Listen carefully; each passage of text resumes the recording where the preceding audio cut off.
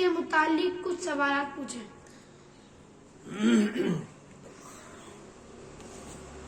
السلام علیکم ورحمۃ اللہ وبرکاتہ۔ میں قاری حفیظ الرحمان سورہ رات کا دوسرا رکوع پڑھ رہا ہوں۔ اعوذ باللہ من الشیطان الرجیم، بسم اللہ الرحمن الرحیم۔ اللہ یعلم ما تحمل كل انثى وما تغيض الارحام وما تزداد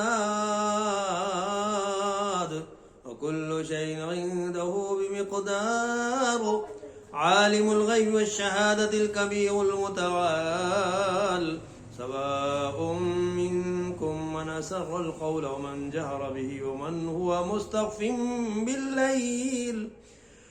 هو مستخف بالليل وسارب بالنهار، له معقبات من بين يديه ومن خلفه يحفظونه من أمر الله، إن الله لا يغير ما بقوم حتى يغيروا ما بأنفسهم، وإذا أراد الله بقوم سوءا فلا مرد له وما لهم من دونه من وال، هو الذي يريكم البرق خوفا وطمعا وينشئ السحاب الثقال، ويسبح الرعد بحمده والملائكة من خيفته، ويرسل الصواعق فيصيب بها من يشاء وهم يجادلون في الله وهو شديد المحال، له دعوة الحق والذين يدعون من دونه لا يستجيبون لهم بشيء إلا كباسط كفيه إلى الماء ليبلغ فاه وما هو ببالغه وما دعاء الكافرين إلا في ضلال، ولله يسجد من في السماوات والأرض طوعا وكرها وظلالهم بالغدو والآصال،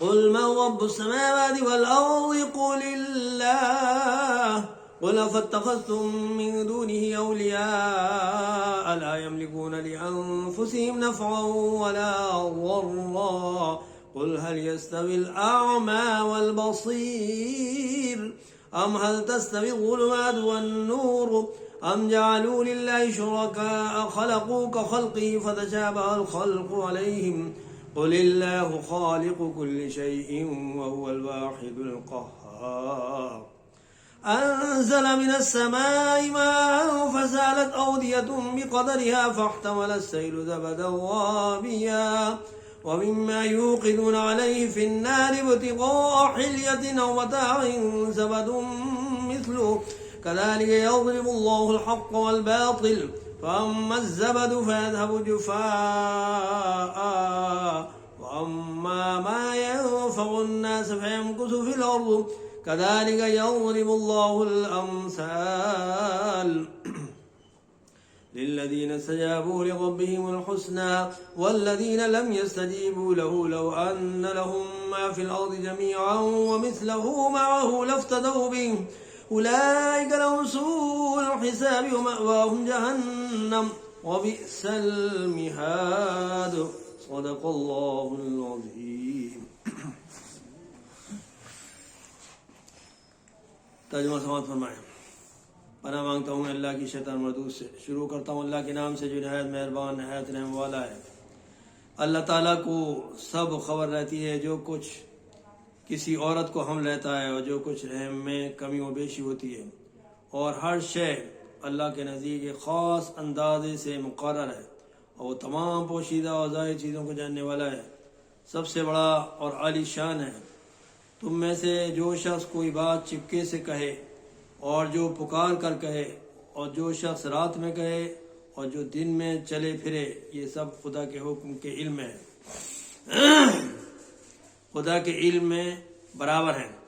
ہر شخص کی حفاظت کے لیے کچھ فرشتے مقرر ہیں جن کی بدلی ہوتی رہتی ہے، کچھ اس کے آگے اور کچھ اس کے پیچھے، کہ وہ بحکم خدا اس کی حفاظت کرتے ہیں۔ واقعی اللہ تعالیٰ کسی قوم کی اچھی حالت میں تغیر واقعی اللہ تعالیٰ کسی قوم کی اچھی حالت میں تغیر نہیں کرتا جب تک کہ وہ لوگ خود اپنی صلاحیت کی حالت کو نہیں بدل دیتے، اور جب اللہ تعالیٰ کسی قوم پر مصیبت ڈالنا تجویز کر لیتا ہے تو پھر اس کے ہٹنے کی کوئی صورت ہی نہیں، اور کوئی اس کے یعنی خدا کے سوا ان کا مددگار نہیں ہوتا رہتا، اور وہ ایسا ہے کہ تم کو بجلی دکھاتا ہے جس سے ڈر بھی ہوتا ہے اور امید بھی ہوتی ہے، اور وہ بادلوں کو بھی بلند کرتا ہے جو پانی سے بھرے ہوتے ہیں، اور رعد یعنی فرشتہ اس کی تعریف کے ساتھ اس کی پاکی بیان کرتا ہے، اور دوسرے فرشتے بھی اس کے خوف سے، اور وہ بجلیاں بھیجتا ہے جس پر چاہے انہیں گرا دیتا ہے، اور وہ لوگ اللہ کے باب میں جھگڑتے ہیں حالانکہ وہ بڑا شدید القوت ہے۔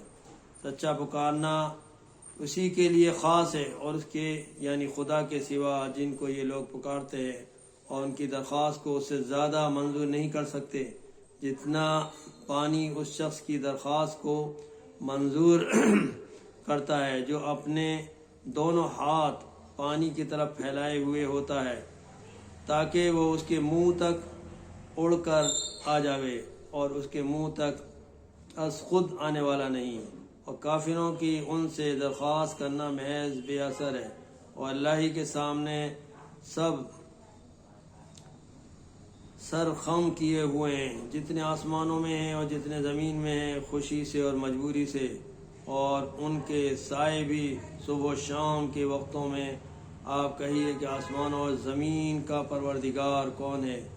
آپ ہی کہہ دیجئے کہ اللہ ہے، پھر آپ یہ کہیے کہ پھر بھی تم نے اس کے یعنی خدا کے سوا دوسرے مددگار قرار دے رکھے ہیں جو خود اپنی ذات کے نفع نقصان کا بھی اختیار نہیں رکھتے۔ آپ یہ بھی کہیے کہ کیا اندھا اور آنکھوں والا برابر ہو سکتا ہے، یا کہیں تاریکی اور روشنی برابر ہو سکتی ہے، یا انہوں نے اللہ کے ایسے شریک قرار دے رکھے ہیں کہ انہوں نے بھی کسی چیز کو پیدا کیا ہو جیسا خدا پیدا کرتا ہے، پھر ان کو پیدا کرنا ایک سا معلوم ہوا۔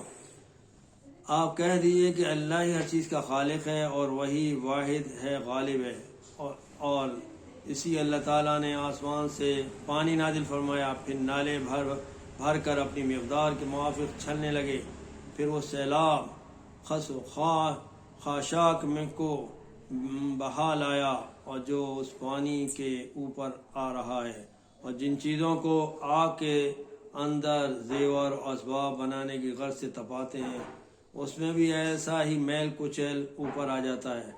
اللہ تعالیٰ حق یعنی ایمان وغیرہ اور باطل یعنی کفر وغیرہ کو اسی طرح کی مثال بیان کر رہا ہے، سو جو میل کچیل تھا وہ تو پھینک دیا جاتا ہے، اور جو چیز لوگوں کے لیے کارآمد ہے یعنی زمین یعنی دنیا میں نفع رسانی کے ساتھ رہتی ہے۔ اللہ تعالیٰ اسی طرح ہر ضروری مضمون میں مثالیں بیان کرتے ہیں۔ جن لوگوں نے اپنے رب کا کہنا مان لیا ان کے واسطے اچھا بدلہ ہے، اور جن لوگوں نے اس کا کہنا نہ مانا ان کے پاس اگر تمام زمین یعنی دنیا بھر کی چیزیں موجود ہوں بلکہ اس کے ساتھ اس کی برابر اور بھی ہو تو وہ سب اپنی رہائی کے لیے دے ڈالیں گے، اور ان لوگوں کا سخت حساب ہوگا، ان کا ٹھکانہ دوزخ ہے اور وہ بری قرار گاہ ہے۔ وآخر دعوانا ان الحمدللہ رب العالمین۔ اب میں اپنے شاگرد عبداللہ نفیس سے کچھ سوالات کرنے جا رہا ہوں، امید ہے کہ وہ ان سوالات کے صحیح جواب دیں گے۔ وقف کسے کہتے ہیں؟ وقف کے معنی ہے ٹھہرنا، کلمے کے آخری حرف کو ساکن کرتے ہوئے سانس لینے کے لیے ٹھہرنا۔ اچھا، اعادہ کسے کہتے ہیں؟ پیچھے سے لوٹا کر پڑھنے کو اعادہ کہتے ہیں۔ سکتہ کسے کہتے ہیں؟ سکتے والی جگہ پر تھوڑی دیر آواز بند کی جاتی ہے لیکن سانس نہیں ٹوٹتا۔ اچھا، میم ساکن کے 3 قاعدے ہیں۔ ایک ہے اخفا مع الغنہ اور ایک ہے ادغام، میم ساکن کا ادغام، اور ایک ہے اظہار۔ میم ساکن کے بعد اگر میم آتی ہے تو وہ میم ساکن کا کیا ہوتا ہے؟ ادغام ہوتا ہے، اور میم ساکن کے بعد اگر با ہے تو کیا ہوتا ہے؟ اخفا مع الغنہ ہوتا ہے۔ اچھا یہ بتاؤ، با اور میم کے علاوہ میم ساکن کے بعد 26 حروف آئیں تو اس میں کیا ہوتا ہے؟ اظہار۔ اظہار۔ ماشاء اللہ۔ السلام علیکم ورحمۃ اللہ وبرکاتہ۔